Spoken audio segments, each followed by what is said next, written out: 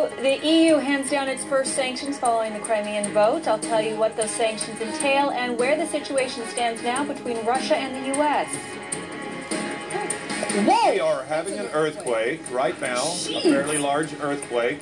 We're going to go to break, I think, or are we going to stick with us here? We're going to stay as you take a look at video here.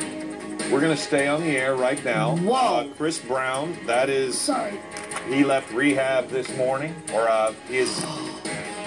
Chris Brown will face a judge today. He is currently in jail after leaving rehab.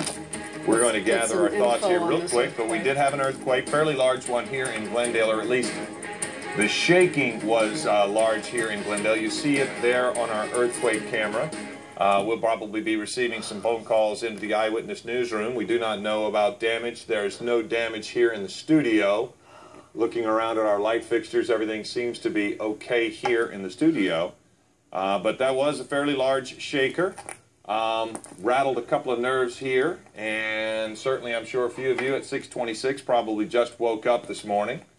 And that is quite the way to wake up. As I talked to our producer in my ear, do we have a plan as far as what we're going to do next? Okay, and I can say we're getting a number on this earthquake right now. Congratulations, Philip. You are so cool, calm, and collected to continue to talk throughout that earthquake. I got under this desk. That was a big earthquake. Oh, my. What we don't know as far as the size of the earthquake is how close to the epicenter we are. So hopefully we are very close to the epicenter, and that was the bulk of what just happened. But unfortunately, as many people know, we could have been further away from the epicenter, which would have made it an even larger earthquake. I would say it was probably 4 or 5 seconds, maybe.